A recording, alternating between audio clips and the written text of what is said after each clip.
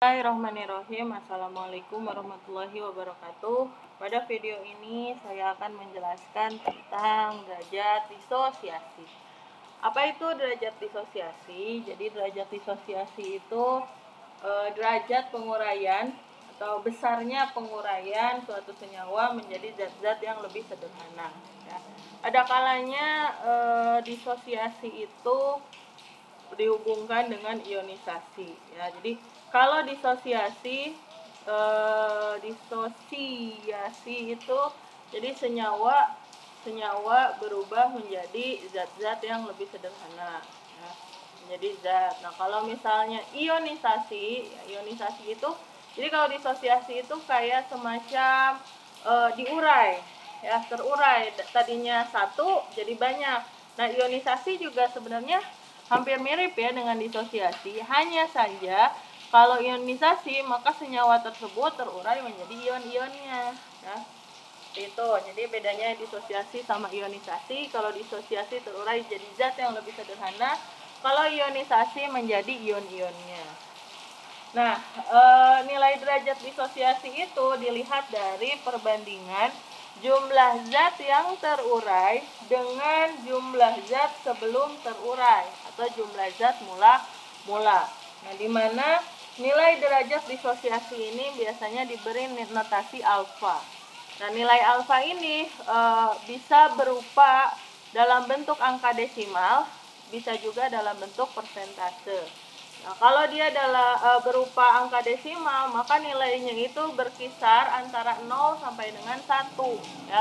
Jadi tidak mungkin nilai derajat disosiasi itu di bawah 0 atau nilainya minus, dan tidak mungkin juga nilai derajat disosiasi itu di atas 1.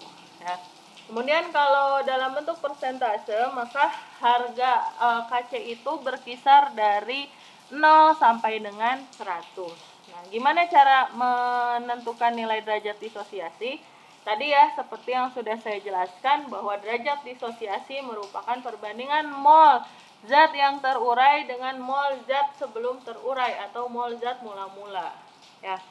Jadi alfa itu mol terurai atau mol bereaksi, ya, mol terurai atau bereaksi dibagi dengan mol mula-mula.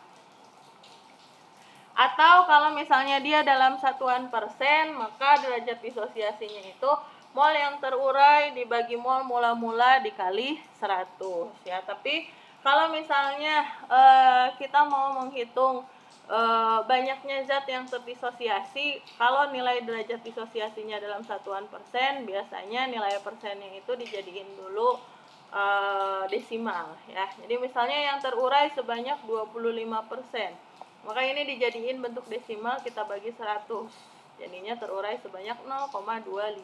Ya, nilai derajat disosiasinya 0,25, ya, seperti itu. Ya, intinya kalau misalnya ada nilai derajat disosiasi, mau dia pakai bilangan desimal, mau pakai persen, kalian jangan bingung, sama aja, ya. Jadi terdisosiasi, nilai derajat disosiasi 0,25 dengan derajat disosiasi 25% itu sama, ya. Jangan bingung, jangan jadi ribet, ya. Oke, begitu ya penjelasan saya tentang derajat disosiasi. Intinya derajat disosiasi itu mol yang bereaksi dibagi dengan mol mula-mula.